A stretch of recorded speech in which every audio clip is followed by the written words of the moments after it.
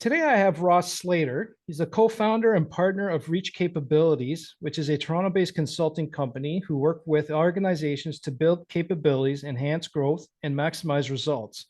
Reach Capabilities provides workshops worldwide. Oh, read that wrong. Reach Capabilities provides workshops worldwide for executives and their leader teams to cultivate their capabilities. Ross, thank you for joining me. Thank you. It's a really great pleasure to be here, Andre. And I just want to share again, the listeners, I'm really big on strengths, understanding our talents and discovering different ways. And Ross is here to discuss the disc profile. So we've already heard from Kathy Colby about the Colby wisdom. Julia Waller is on to talk about the Clifton strengths. And in the upcoming episodes, we're going to bring an expert in the print, the why of you. But today we're going to talk about the disc profile, which is one of the few personality assessments I actually would rather I give time to talk about, because it is an actionable one, a lot more than others. And you, Ross, helped me a while back to interpret it and understand myself quite a bit more. And I thought you'd be perfect for this. So, what is the disc profile and what does it measure? Sure. So DISC is really interesting because it measures in the affective zone. So if you've had anybody, and I think when you talk about who we are as human beings, it's so useful to have the three parts of the human mind model. So the one part of the human mind is the cognitive, which is, what you know and how fast you can process it. Knowing 2 times 2 is 4 is great, but are you like a 2 times 2 is 4? Or are you like a 2 times 2 is 4? So And that those are speed makes IQ. and tested. Yeah, you get tested on that. Yeah, and you can get tested on it, and there's lots of ways. And we got tested our whole lives. I mean, if you have a driver's license, you've been tested on an IQ test. Did you learn the skill? Can you replicate it? And then if you had Kathy on, you had Kathy talking about the cognitive, which is our mental energy to problem solve in different ways. Our doing part of the mind. Our doing, yeah. And then if you're going to talk about when you're going to talk about the print and the fact you talked about the Clifton strengths, you're talking about the affective. And affective is our values, our personality, our interests. It's a big, huge bucket of different things. And there's like 3,000 different profiles that measure them. Mm-hmm. And what I really love about DISC is a couple of things you said is, first of all, it's a very, very actionable. And also it's very simple. It's not a new, it's like an old model. It's been around, like William M. Marston, who was at Harvard back in 1928, published this really awesome book. And it was all about the DISC profile and the concept of the DISC. And it really comes down to, in any communication, like right now with you and I, comes down to measuring on 2 separate questions. And this is how you put it into place. You just say, in this moment, is the person that I'm talking to or communicating with, are they being very outgoing or are they being very reserved? So are they very fast-paced and outgoing, or are they much more moderate-paced and reserved?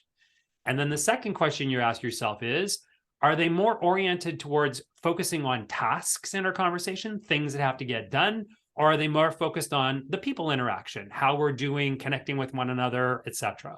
And then that gives you, when you have those 2 axes intersecting, you end up with 4 quadrants. And that's where you get the quadrants of the DISC. Are you more dominant? Are you more inspiring? Are you more supportive? Or are you more cautious? And that's how they come together. Task-oriented and outgoing is dominant. I don't love that word. I prefer the word direct. People going, yes. Yeah. I think direct's just, dominant just has this sense of it's my way or the highway, yes. Which if someone is a high D and they're out of control, they can be very much, there's a couple of politicians I could point out that are very high D. Well, you can point at me. High D's under control, like yourself, can be lovely. Great decision makers, very focused on tasks. High D's out of control, they just barrel over top of everybody else, and it's unpleasant. Yeah. So that's why I really like the word direct more, because they're very direct and decisive. If you're more, if you're more outgoing, but you focus more on people, then the word they use is inspiring. And so that's where the I designation comes from.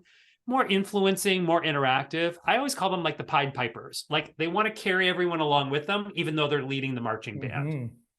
And then you move into the more reserved side, but still focused on people. And that's the supportive people. Those are the people that would give you the shirt off of their backs. They're the kind of people that on the plane, if the oxygen mask came down from the ceiling, they're likely to run around and put on oxygen mask on everyone on the plane, including the flight attendants and the pilots, before they even thought of themselves. So they're wonderful, good listeners. They're really caring. They're really helpful. But out of control, they can turn into somebody who gets, abused and used by others around them. You said That's the S. Yeah. Steadiness. Supportive. Steadiness is another word of calling it. And I like supportive better out of them. It's kind of fascinating because William Marston came up with the theory of the two questions, the two axes, and the 4 quadrants, but he never created a tool for measuring it. And in fact, his particular words were much more, I don't know what I would say. They were kind of their time. And over the intervening, nearly 100 years since he first published this book, other people have come along and measured these same traits in us and used the same framework, but changed the language. Right. Okay. So there's at least 3 different variations in the United States or worldwide of the DISC that call itself DISC, 3 big ones. But there's like a dozen or more other ones that call it social styles or personality insights, or Deloitte Touche, the consulting company, has one called business chemistry. So lots of people. Tony Robbins, I saw, has one too. Tony Robbins has one. There's tons of them, but they use the same tool of, is someone more outgoing or more reserved? Are they more task oriented, or are they more people oriented? Right. And then, because we don't want to forget that last quadrant, we've got that last quadrant is more reserved and very task oriented. And they call this cautious, which again, I think is They also call it analytical. I prefer competent or even contemplative, because usually they're kind of quiet and very on the task that has to happen, those kinds of people. And so from the idea that it's great to know this when you're trying to interact with others, because you can modify your communication style to match the other person's, and then the communication's more effective. It's also really good to understand your own communication style, your natural, and then what you might do under stress, so that you can self-manage, so that you're not going to, go off on something that doesn't make any sense. So, somebody's very inspiring, high I, because they use the high and low language, and they're very people oriented and really kind of being great. And, they could be too much. They could be way too over the top. We had somebody who was a high I in one of our workshops, and she said, ever since I was a kid, people said to her, "You're like champagne," which is awesome. But sometimes we just want some still water. Yeah. And I thought that was a great analogy of when somebody's overdoing something. You can always overdo who you are. So you got to learn to dial it up or down depending on who you're interacting with. So it's along overusing your strength now becomes a weakness. Absolutely. And if you're underutilizing, it's also becomes a weakness. And like I've told the listeners before, your strengths can be a weakness. Totally. And what's really interesting is, you could be in a situation where you have to hold back on who you are, and the holding back on you builds up like pressure in a pressure cooker, and there's no release. And if you don't have a release in a pressure cooker, your kitchen is just exploded everywhere. It's bad. So you don't want to explode everywhere. You want to have some way that you release who you are. Yeah, and that's along the same lines. I was talking with Shannon Waller about the wise mind, which is a DBT construct, dialectical behavioral therapy, where you got your rational mind and your emotional mind together. If you overlap in the middle, is your wise mind. So exactly, if you just got to be more aware of your tendencies, and then and where is applied knowledge is what I say. So if you're aware of it, and you're starting to notice you're going overboard, either release it somewhere else or just tone it down for something else. And that's not burying yourself, I don't think. That's just being aware that it's too much for the other people involved. And to me, you're being conscientious of someone else, and you're not forcing yourself to not be yourself. And I don't want people to get that confused. Well, and I would say, there's a really good concept that Gallup has in the Clifton Strengths piece. And I'm not sure if you and Julia talked about it. What I thought was really great is they talk about the balcony use of your strengths and the danger of the basement. Yeah. When you're a balcony use, and they're recently changed that language, they call it the help and the hindrance. So are you helping yourself and others with your strengths, or are you hindering yourself and others with your strengths? So, I mean, Other people call it, the better side and then the shadow side. There's always the dark side of something. It's like, yeah, too much or too little can be not good for anybody. Actually, I like that idea, the helping and hindering versus hindering your strengths. That's good. Yeah, Okay. really useful. So I really like the fact. So I just want to recap here quickly. So the four zones, or would you call them the four quadrants of DISC, is they're all the same, but just might be named differently by different people or organizations. They are, because it's always based on those same two questions that I think are the basics of how you would analyze your communication and those around you. Okay. Is someone more outgoing, or are they more reserved? Are they more task-oriented, more people-oriented? And it's kind of like the people-oriented and the task-oriented is a bit like a compass. Where are they orienting themselves to? And the outgoing or reserved is kind of the pace that they're having, like a motor, like how fast are they revving? Typically, outgoing people kind of move faster, and more reserved people kind of do things on a bit more moderate pace. Right.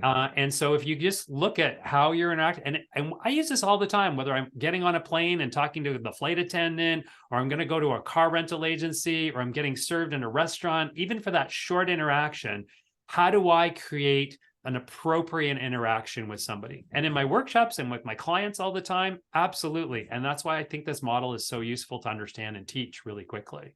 Yeah. And the thing is, I always liked DISC, but I never got a big appreciation and respect for it until I got you to talk to me about my DISC.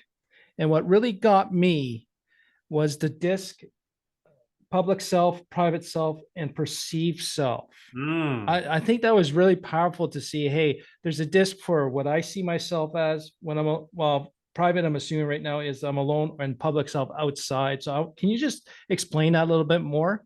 Yeah, for sure. I think the way that I like to focus on it, and because there's so many models, the one that I really like is Personality Insights out of Atlanta, Georgia. It's Dr. Robert Rahm. That's the one I really find, because it has a couple of things about it that other DISC models that I've seen don't.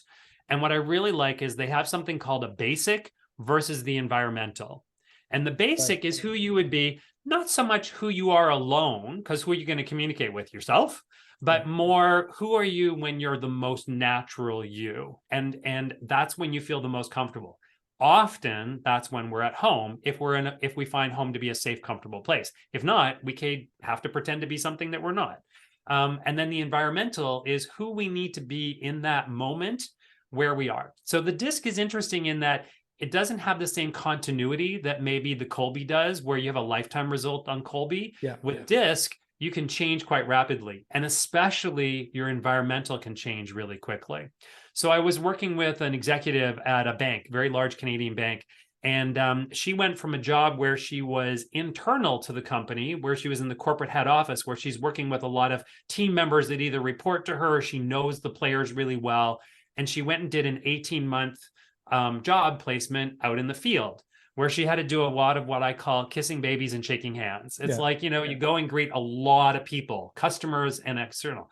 And her eye was just below the midline. And so your eye is that inspiring, influencing, interactive.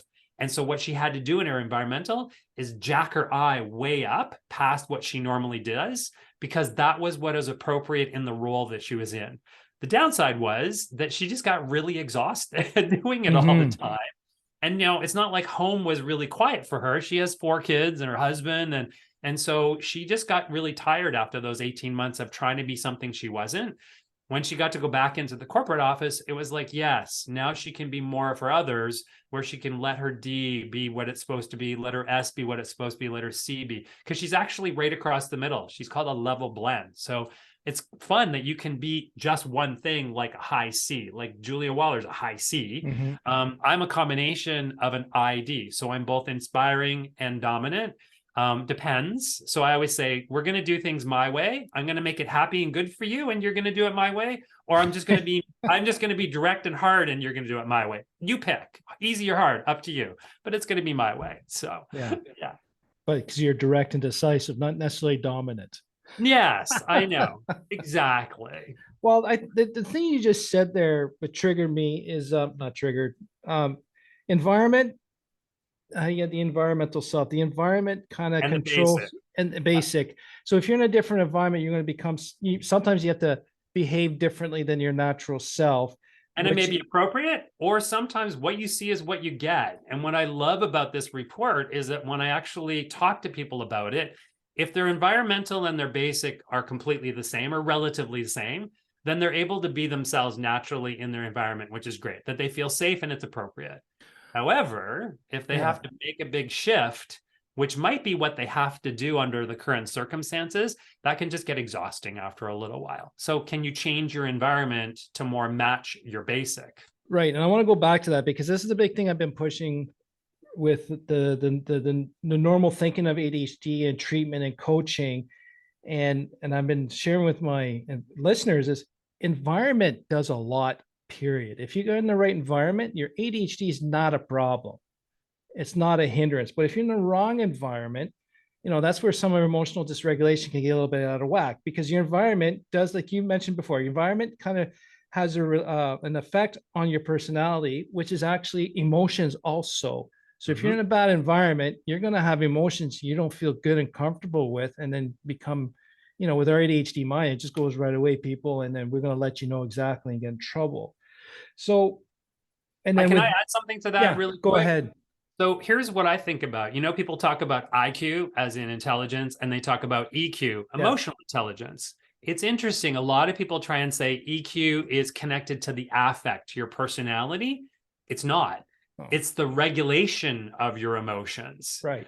And if you're using a whole bunch of your IQ, your higher rationalizing brain, your executive function to manage your emotions all the time, then that's IQ that's not available to do intelligent thinking because it's trying to contain yourself or it's trying to put yourself out there or do whatever it is. And it's the same with your Colby. If you're not able to be yourself with your Colby, you're having to modify or kind of like pretend to be something you're not, which is exhausting. And then the other thing you just said there too, which affects the ADHD brain, is the executive function is required to get the IQ to affect the EQ. Yes. And ADHD is a executive dysfunction. I don't know. Do you think it is an executive dysfunction? It is an executive dysfunction. It's just because of that and the prefrontal cortex lacking to filter stuff, it makes it a little more challenging with our emotions because we feel it so intensely and the impulsive reaction and then going, oh yeah, now our brain's caught up as it really wasn't that big of a deal. But the problem is I already blasted everyone 2 seconds ago. That would be so hard for you with your high D as well, because your high D is like, I know what I'm talking about. I'm in charge. I'm going to make a decision and I'm going to push forward. What's really interesting is high Ds are only about 10% of the population. So I always say they claw their way into leadership positions because they literally have to be in charge and that's where they thrive the best. But if they are not able to understand that they can over impact others, I remember working with a boss and she said to me when she had a bit of a day and she kind of like caused a lot of waves. And I said, she goes, am I not allowed to be a human being? And I said, of course you're allowed to be a human being. You just need to understand that you're a huge, big ocean liner in a little harbor with a whole bunch of little tugboats. And you make a little tiny shift one way and the tugboats go because they get swamped. Yes.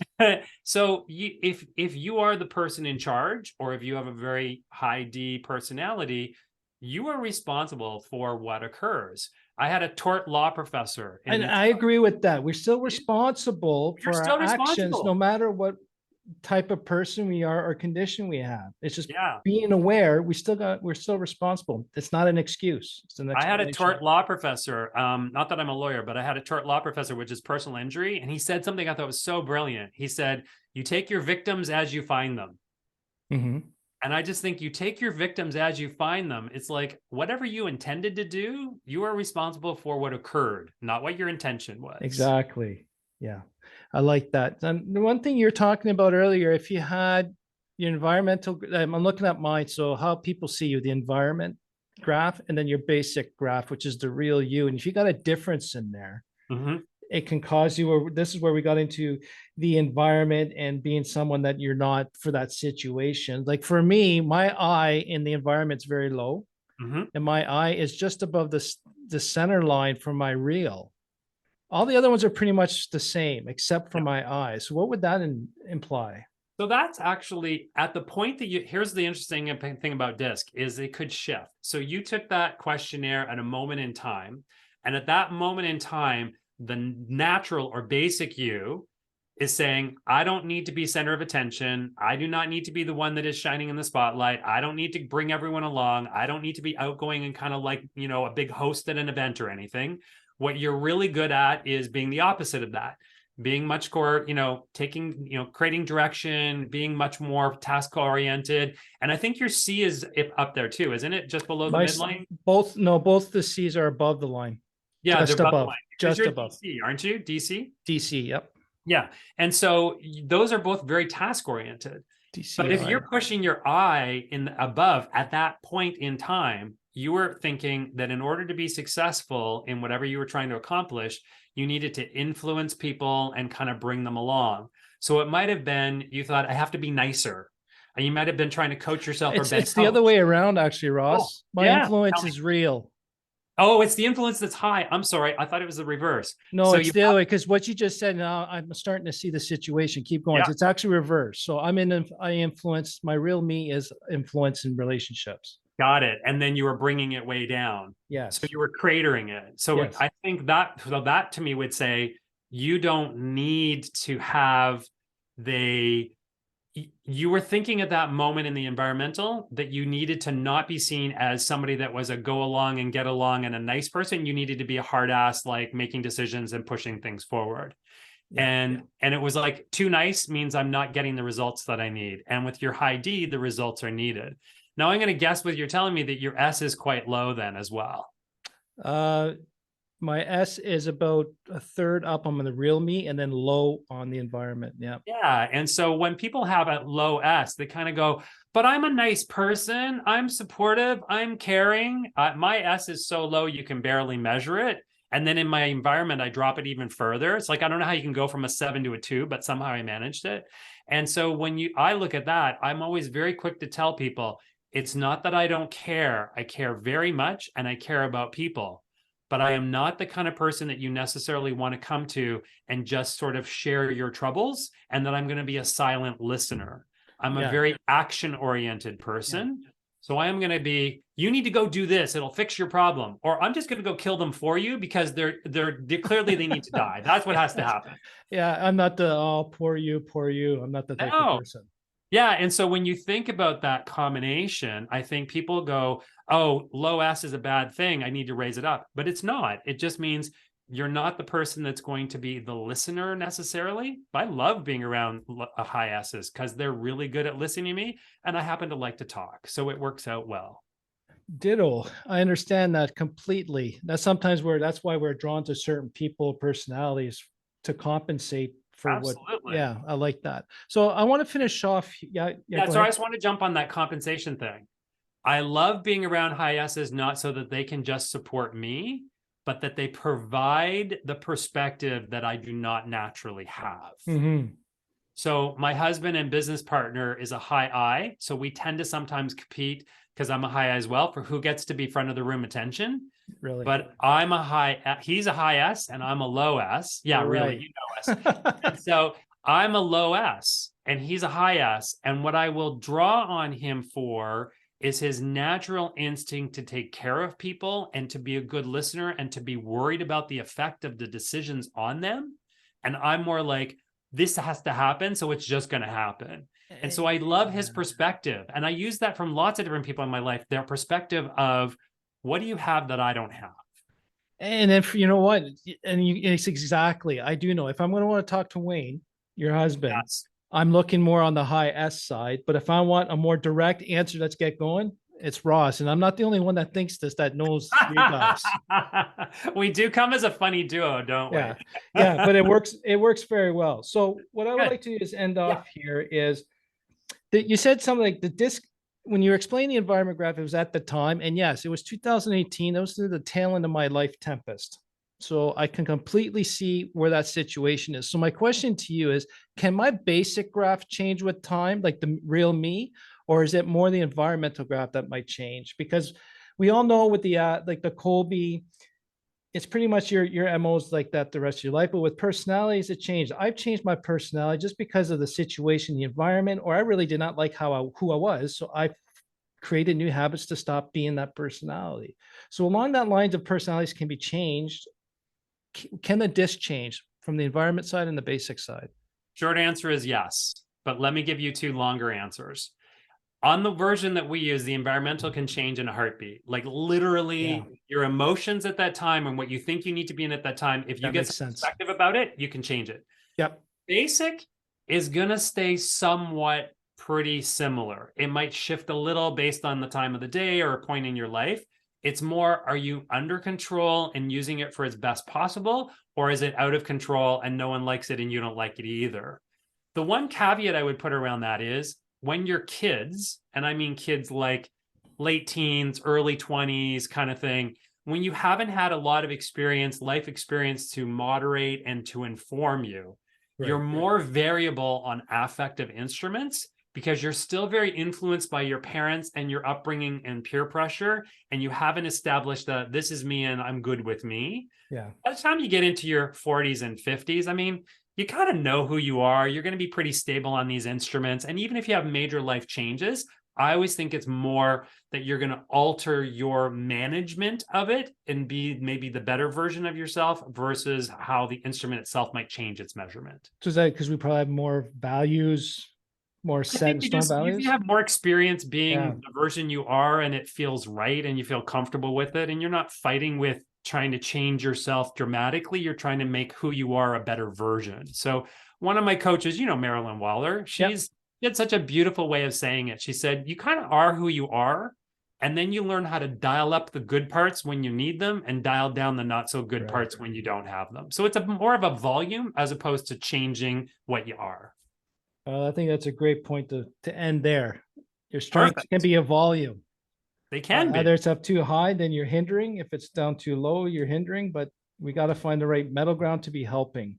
And I really like that.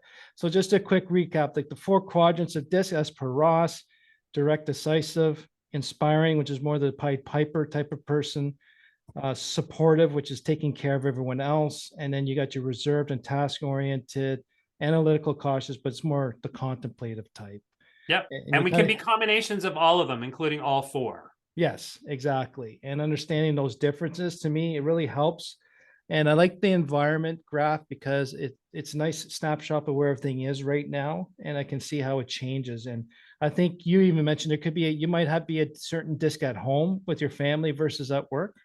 You probably more your natural who you are at your home, and then you are more likely your environmental is the modifying one when you're at work, which is not inappropriate. You know, there's things we don't say and do at work because they're not right. And maybe it's more comfortable to do those things at home.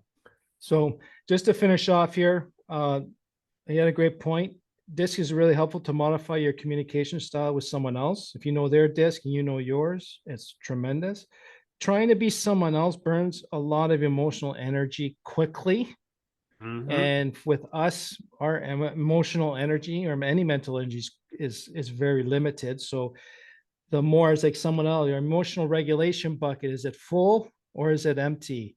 And usually we get home when it's full and doesn't take much to go overflowing. So, Ross, where can people find you and reach capabilities? Yeah, our website has a lot of information. It's www.reach, R-E-A-C-H, capabilities, C-A-P-A-B-I-L-I-T-I-E-S. There's a lot of vowels in there, but it's capability. And coincidentally, if you just do a Google search for Ross Slater, I happen to have one of those wonderful names that is like almost no one else in the world has. So it should lead you to me on all of our different social places, on LinkedIn, on Twitter, on Instagram, everywhere. And Facebook. we have that in our show notes for you. Fantastic. Thank you. And I appreciate your help on this for this clarity for everyone. And just remember, the DISC profile is an affective tool that gives you a good idea who and how you behave, react, and act at the time of the assessment, especially the environment. And it's very useful to identify your different behavioral strengths and behavioral conflicts. And like Ross said, how to communicate differently to different people, because you've heard it from me. Everyone's unique. Everyone's different. Everyone has to be treated differently. And this is one way we can do it. Ross, thank you very much, buddy. I appreciate your time. Thank you, Andre. It was so good. A real pleasure. All right. Take care, everyone.